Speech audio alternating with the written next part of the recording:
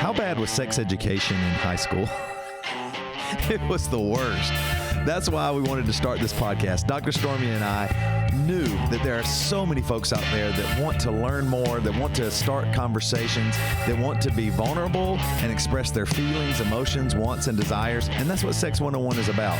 Dr. Stormy has spent so much time working with couples, working with men and women. I myself have worked with lots of men talking about relationships and sex and where we're at today with our sexuality. So come join us. This is going to be a great episode, just like all Sex 101 episodes. You're going to learn a lot, you're going to laugh a lot, and we're going to have a great time. All right, we are back, and I am jealous. Stormy is in the warm climate. You're in the, I guess you're Southern Hemisphere, right? Isn't that Southern? Yeah. Or you should, yeah. And I'm in the Northern Hemisphere, and it's like the coldest.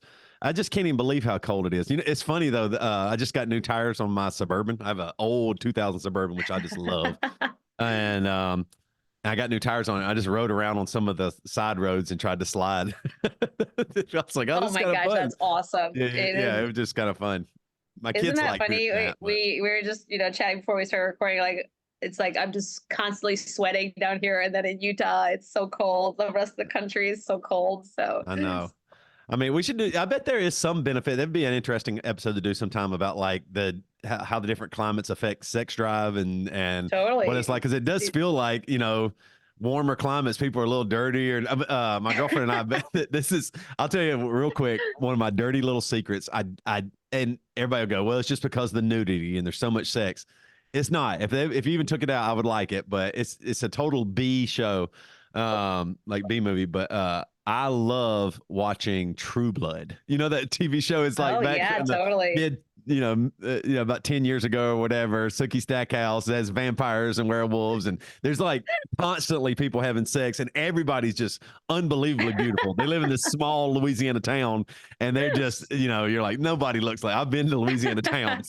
It's not how people look. No, not at all. So anyway, but that is interesting. Like warmer climates, or does the cold climate keep people in? And I don't know. So anyway, yep, totally. Enough of me. Let's get started. Speaking of, this is the new year. We've done a couple episodes, but we're starting here, and a lot of the people love doing those New Year's resolutions, and I do that sometimes too. And it's cliche, but there is something to be said for making a statement or a goal or something and seeing if you can achieve it, especially like with your health or with your sex or relationships or all that stuff. So today's episode is 5 sex resolutions for the new year. Like this time we're going on sex. Yeah. What kind of sex resolutions can you make? So, it's funny. I used to be big into resolutions because, to your point, it's a goal. We know that we grow more when we have a goal, but I don't know, maybe just as I lean more into my feminine, as I'm in my late 40s now, is that I like intentions, not resolutions. So even though we called it 5 sex resolutions, I just want our listeners to think of it as 5 sex intentions for the new year, because to me, intentions have more grace built into them. Yeah. We know that like the statistics on keeping your resolutions are not great. And I think because there's not enough grace built into them. Right. So to me, the intention is about my mindset, my focus. So I like to think of, and I do each year, think of a New Year's intention. So these are intentions in the sexual realm for you guys, and that we wanted to bring to you today as we kind of roll into the new year, so that you can put your mindset and your focus a bit on your intimacy in your life. Yep, 100%. All right, well, let's get to it. Let's all right, let's do it. What's the first one? Well, so I mean, I think one of the things I had a friend say to me the other day, and I don't know if he coined it or not, but he said, what happens in the night happens in the light. What happens in the light happens in the night. And I really liked that, because I say what happens in the bedroom shows up in life, and what happens in life shows up in the bedroom. So the reason I wanted to share that is that these are not actually all sexual intentions, like to do with sex. They all have to do with increasing the intimacy and romance in your life. But because we need to be less prescriptive about sex and actually more inclusive about what does that mean. So just kind of wanted to throw that out there, because also if you're in a relationship, you might have a desire that your partner doesn't have, and that's probably not going to be where magic happens, right? It's probably right. So and Toby and I say this in every episode, but communicate your sexual intentions. Make them together as a couple. Like that can be a really sexy, intimacy filled date night just in and of itself. Oh yeah, for sure. And you're right. That I mean, it always your sex life is always affected by everything that's outside of the bedroom. You're right. Like Totally. I mean, it's so Totally. much of every. I mean, yes, your energy, your relationships, all that Yep. stuff is 100% predicted by that. So Yeah, and that's why I'm not a big fan. I mean, we talked in other episodes. I am a big fan of scheduling sex, but I'm not a big fan of just being prescriptive of like, well, just go have sex. It's like, well, people would be doing that if they could. There's other things usually involved. Okay, so that, but the first, sex intention, sex resolution that we suggest for the year is number one is prioritize your intimacy, and this one is huge because if you prioritize, I mean, and first of all, take a moment and think, when was the last time you actually prioritized your intimacy? hmm And where you don't, intimacy and including sexual intimacy isn't at the bottom of the to-do list. It's up at the top, right? It isn't when the stars are aligned and the bills are paid and the kids are sleeping and I've had a good day at work and I'm feeling pretty good about my body that like, woo, now it's business time. Now it's sexy time. It's actually like, wow, this year we are actually going to prioritize our intimacy. yeah, I love that. And that was even a listener question. Like, I think it was the last episode, the episode before about scheduling sex or whatever. Mm-hmm. That Mm-hmm. can be sexy. I know it sounds like Yeah. we're just putting it on the calendar or something like that, but prioritizing, making sure that it is something that you both are aware of and wanting and desiring each other, it just makes a huge difference. Totally. And I can tell you, you already are setting yourself apart from so many couples in long-term partnership.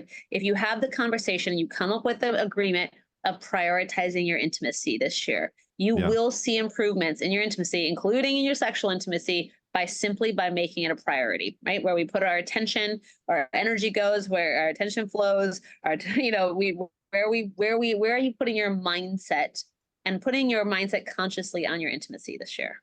Yep. I love that. All right. What's number two? Number two is learn yours and your partner's love language. And we've talked about this. I can't remember if we did a whole episode of love languages, but it's certainly been in several episodes because it's a great tool. Gary Chapman, the 5 love languages. There's lots of free quizzes online. The book is great. The workbook is great. There's you pick your poison, but find out. And that basically it's how do you feel and take in love, right? And how does your partner feel love and take in love? Like, how does it land most deeply for them? And the reason I put that as one of the 5 is that you might be actually like being like, okay, I'm prioritizing my intimacy. And let's say your love language is physical touch. So you're like, doing a consensual pat on the rear end or peck on the cheek or whatever, or holding your partner's hands a lot. But their love language is, let's say, acts of service. So the physical touch doesn't land as deeply as it does for you. And Yeah. so you can get your wires crossed, right? So if you want to actually have intimacy be a focus for you this year, knowing your love language and knowing your partners, and then offering your partner love in their love language is Yeah. really important.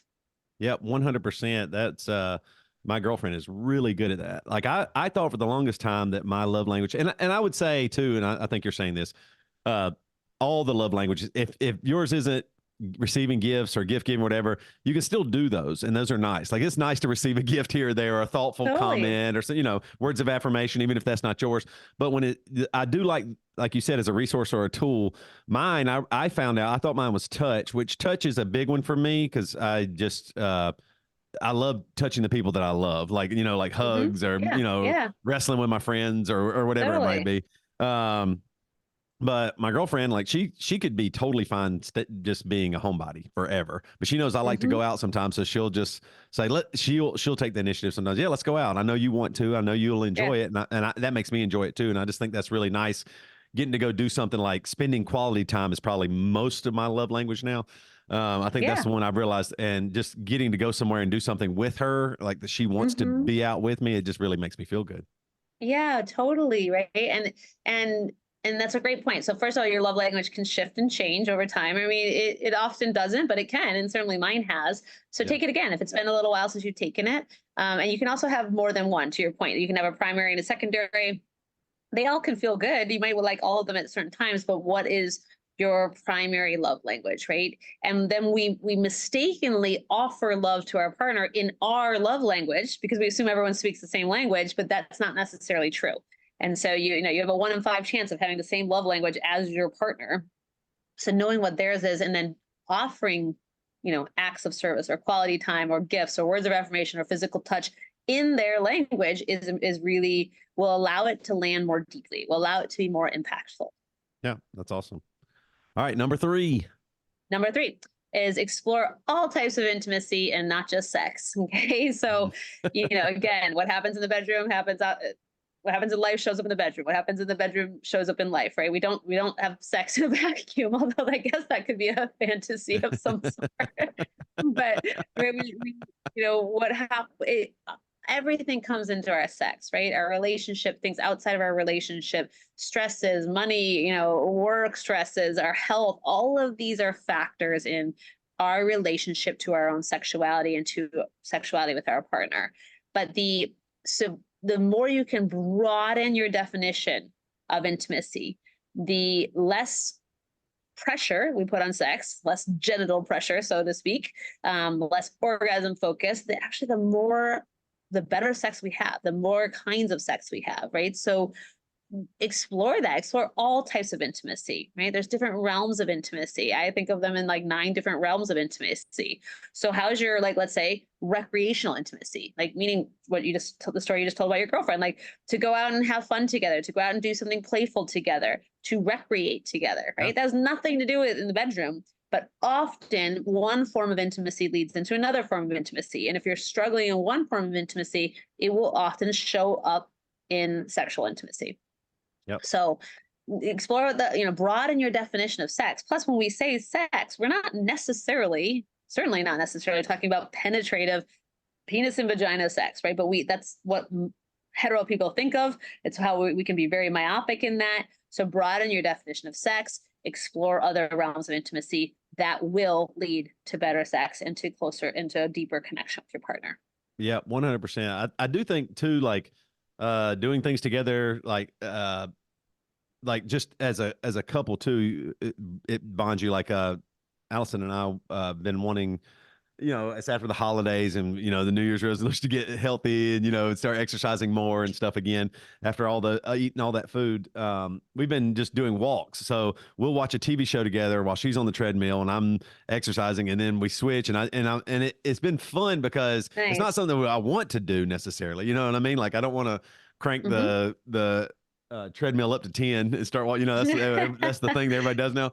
And but I just realized it's doing something hard together also affects our mentality towards each other. We did that together, and it's just it's oh well, we got that done, and it feels nice. Instead of just sitting there watching the TV show, while we were doing something together, Totally. and so now that's even morphed into any commercial break. We do squats or sit-ups, or anytime there's a commercial break. That's awesome. And some of them are long though.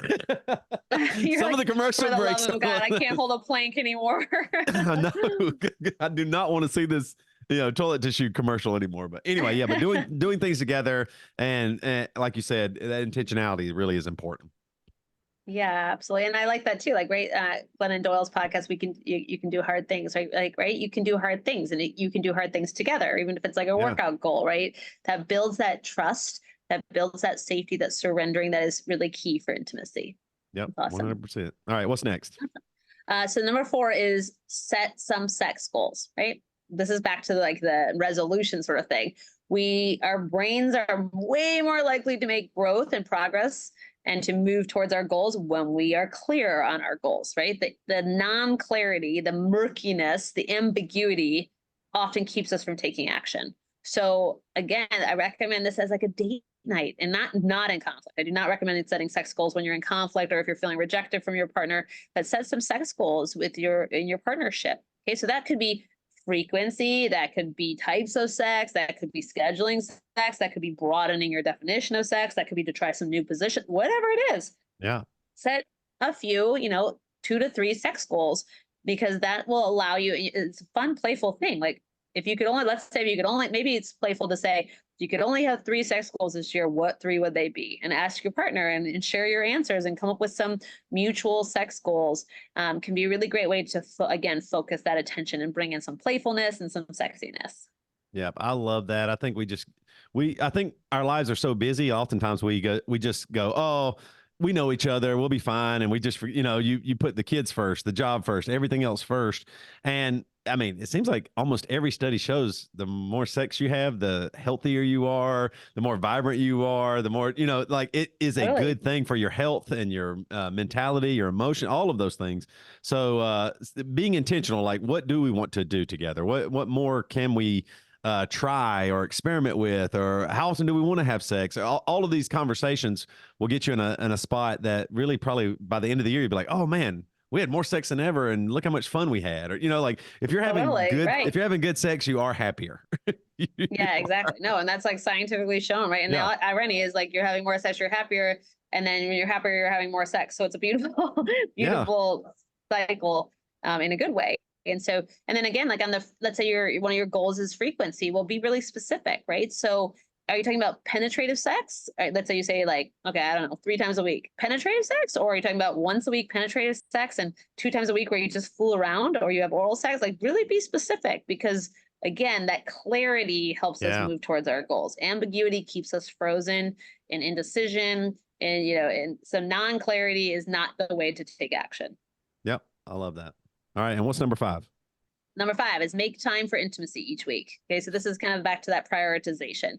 Yeah. It is not, and to your point, Toby, I think if I had to look at my years of working in mental health and sex and relationship coaching, I think one of the main challenges for long-term monogamous couples is prioritizing each other, right? Like you did back when you were dating, right? And it is possible. It has to be intentional and conscious. It is also a practice, right? If something huge happens in work or in your family, like that will take the priority and should for a spell. And then making sure that you bring back the prioritization of intimacy and of your partner, right? So making time for intimacy each week. That doesn't have to be a huge romantic getaway or an evening full of lovemaking. I mean, it might be those things, but it's really taking some of the focus off of sex and putting it on intimacy will create better sex, right? Yeah. So maybe it is you're going to have a time, 30 minutes with no phones on, where you're just fully present with each other, right? And if it leads to sex, great. If it doesn't, great. Whatever it is for you, but making time each week and scheduling it for intimacy. You can play around in the different realms of intimacy. Like there's decks of question cards you can get that are intimacy builders, right? And I promise you don't know everything about your partner. You may think you do after years and years or decades together, but I promise you don't. That's the beauty and the fascination and the murkiness and the wildness of being a human. You do not know everything about your partner.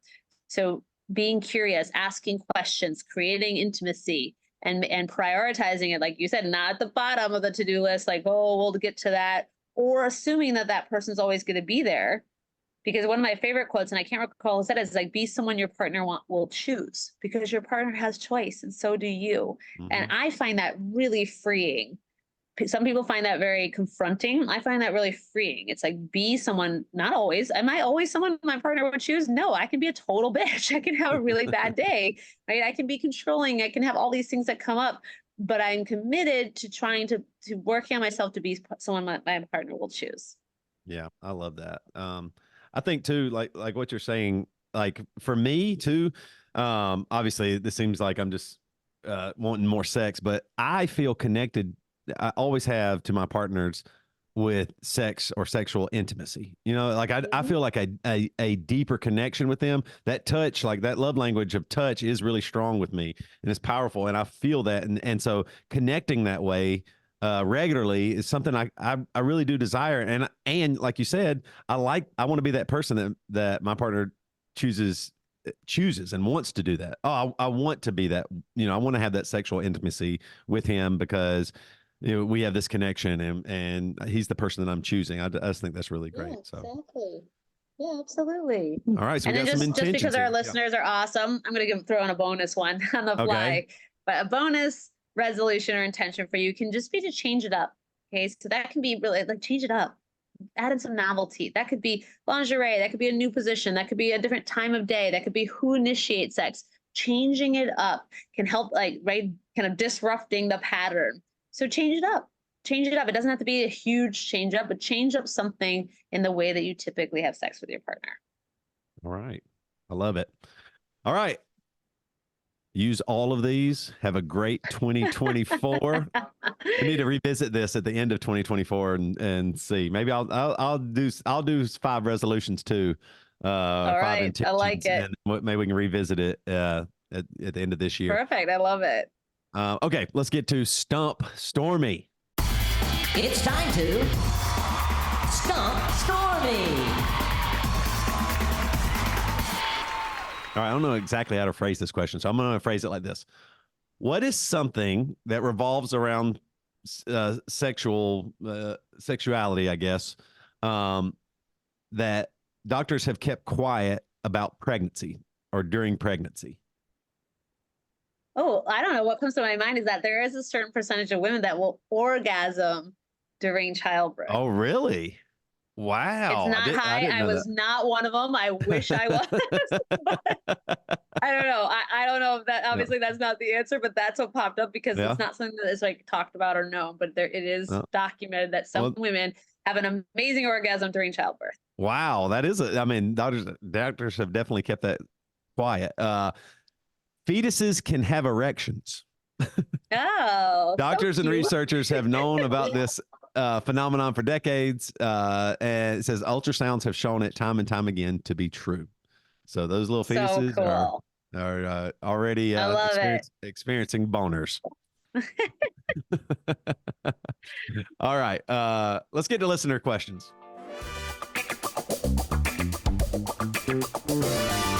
Have a question? We've got answers. Here's this week's listener question. Okay, this first question I've always wondered myself, actually, or what, how, I guess, how many calories to burn, but the question is, can I have sex as a form of exercise? And this comes from Getting Swole. And I've wondered that for a long time. Like, what would it take to actually burn calories? Could you have sex as your main form of exercise and be shredded and just, ripped? I don't know. Well, like if you're doing like cardiac rehab, like right after a heart attack and things, like there's different, they have different meds and different classifications of exercise. So sex is considered mild to moderate exercise in the classification. They say you burn about 5 calories a minute. So more than like watching TV. I think like 4 calories more a minute than watching TV, but not like going out for a walk or a brisk walk or a run or exercise. So, it's good for your heart health though, right? Sex lowers your blood pressure, can lower your risk for heart disease. Studies suggest. But my whole thing is it's way more fun than the gym. So yeah, absolutely use it as a form of exercise. Not necessarily in lieu of, I would say in addition to, but great. Go ahead and burn 5 calories a minute and have some fun sex. Nice. All right. Next question. What is the best food item or syrup to use on my husband's penis for a blowjob? And this comes from that Sticky Icky. Well, the most common answer to that is whipped cream. That's the most common food item to use, like in oral play and blowjob play.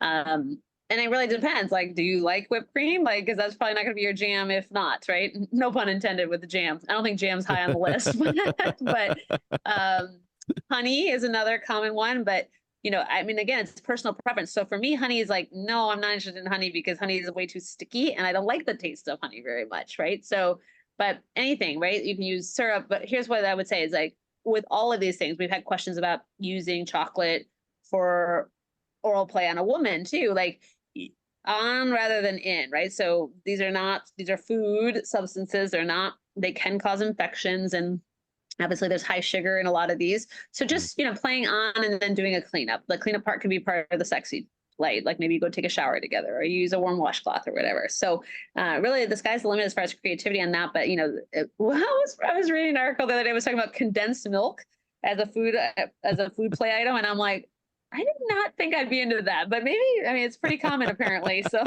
I would not have thought about that one either. maybe that looks like a little too close for like some porn images or something. But Yeah. All right. Feel free to email us with any sex ed topics that you want, anything you like, any topics you folks would like us to talk about, and send in your questions. You can send in your questions to stormy@lovedeeplab.com or toby@marriagesupply.com. At Marriage Supply, you get 10% off with the code SEX101. And follow Dr. Stormy on Instagram, DocStormy1, the number 1, or her TikTok, Touchy Subjects with 3 S's at the end. And you can follow Marriage Supply on Instagram as well at the.marriage.supply. Thank you guys for listening. As always, knowledge is power, sex is power. the world needs more of both.